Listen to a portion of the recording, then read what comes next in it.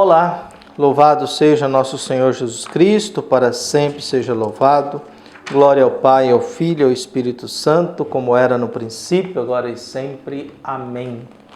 Queridos irmãos e irmãs, unidos na fé, graça e paz, que Deus esteja na vida, no coração de cada um de nós. Queridos irmãos aqui da nossa paróquia, Nossa Senhora da Badia, Diocese de Cristalândia, aqui em Lagoa da Confusão, unidos na fé, nesse dia 6 de fevereiro, dia 9 de fevereiro, nessa sexta-feira, quinta semana do tempo comum.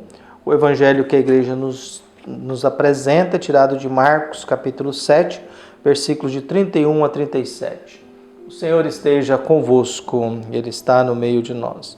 Proclamação do evangelho de Jesus Cristo, segundo Marcos. Glória a vós, Senhor. Naquele tempo, Jesus saiu de novo da região de Tiro, passou por Sidônia e continuou até o mar da Galileia, atravessando a região da Decápole. Trouxeram então um homem surdo que falava com dificuldade e pediram que Jesus lhe impusesse a mão. Jesus afastou-se com o homem para fora da multidão, em seguida colocou os dedos nos seus ouvidos, cuspiu com a saliva e tocou a língua dele. Olhando para o céu, suspirou e disse: Éfita, que quer dizer abre-te. Imediatamente seus ouvidos se abriram, sua língua se soltou e ele começou a falar sem dificuldade. Jesus recomendou com insistência que não contasse a ninguém, mas quanto mais se recomendava, mais eles divulgavam. Muitos impressionados diziam: Ele tem feito bem todas as coisas, aos surdos faz ouvir e aos mudos falar. Palavra da salvação. Glória a vós, Senhor.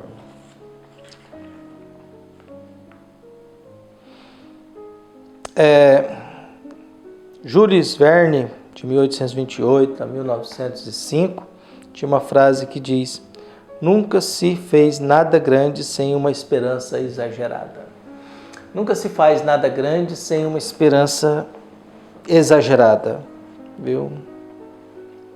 E Machado de Assis nos orientava, de 1839 a 1908, desconfia sempre dos que mais falam, sejam homens ou mulheres. Nesse mundo de faladores, nós às vezes, como dizia Rubem Alves, precisamos fazer curso de escutatória, né? Nós vivemos umas realidades em que a gente fala demais. Todo mundo dá palpite sobre tudo e todas as realidades.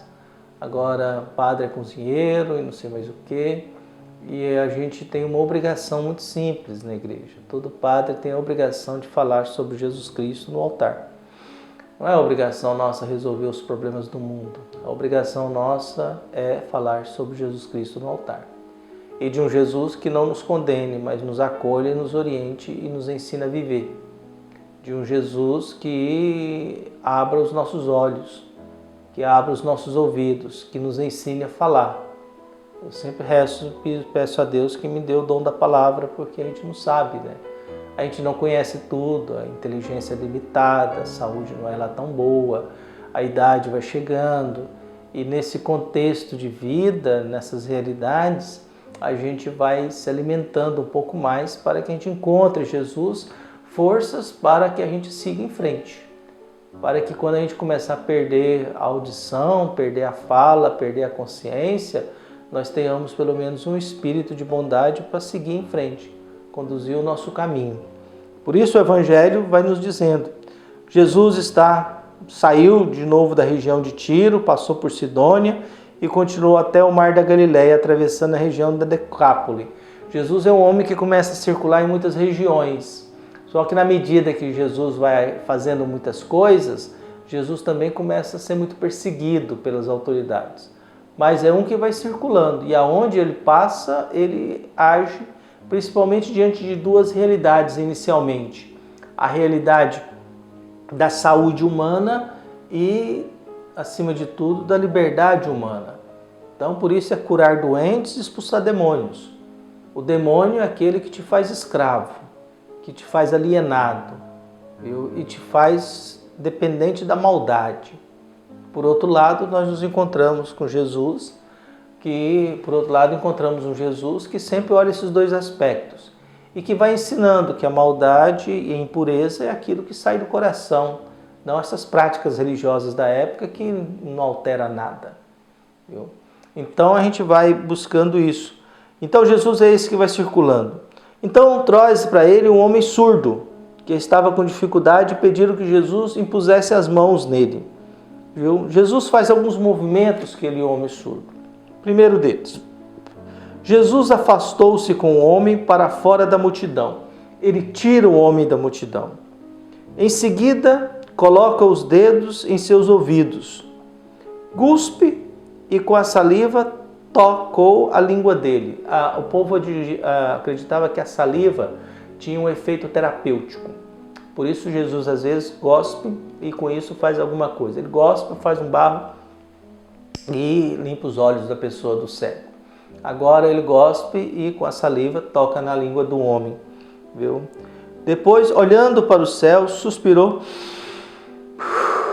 Jesus, quando suspira, é porque existe alguma coisa que não está certo. Há um certo cansaço. É um suspiro de até quando.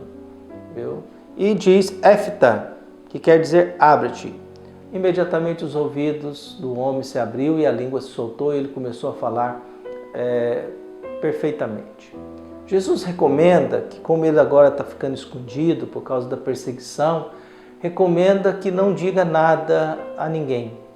Mas eles não obedecem, porque o contato com Jesus é tão forte, tão significativo e altera tanto a vida, que as pessoas não dão conta de não dizer para as outras pessoas o que aconteceu com elas, de não contar para as outras pessoas o que elas viveram, de não dar o seu testemunho a respeito de Jesus. Por isso, na beleza da vida, nós nos deparamos com isso. Esse Jesus, e aí a multidão começa a dizer, muitos impressionados diziam, ele tem feito bem todas as coisas, aos mudos faz ouvir e aos surdos faz ouvir e aos mudos falar. Então Jesus tem esse movimento agora. Jesus vai curando e ele pode fazer isso porque ele é Deus.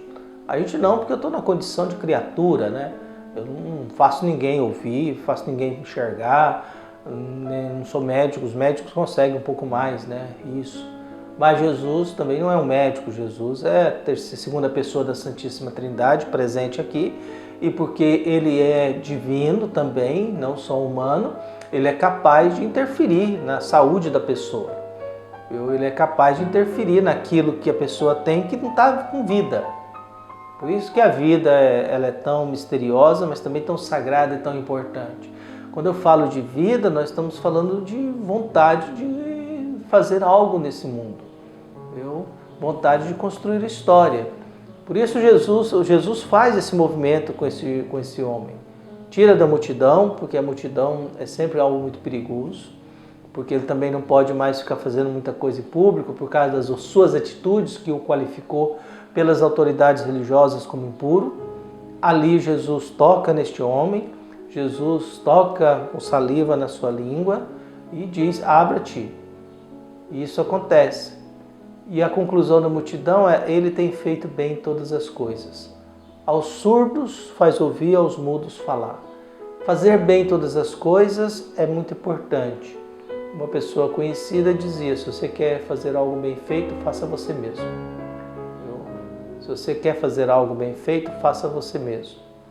Então, às vezes, a gente fica querendo fazer algo, que o outro faça algo bem feito, mas a gente tem que aprender a fazer. Eu tenho que construir a igreja que eu acredito. E eu tenho que ser a igreja que eu acredito. Eu tenho que ser o mundo que eu gostaria que fosse. Por isso eu tenho que me comportar no mundo do mesmo modo que eu gostaria que o mundo se comportasse. Eu tenho que respeitar o próximo porque eu gostaria de ser respeitado. É a máxima e a orientação absoluta da conduta humana. Faça ao próximo aquilo que você gostaria que fizesse contigo.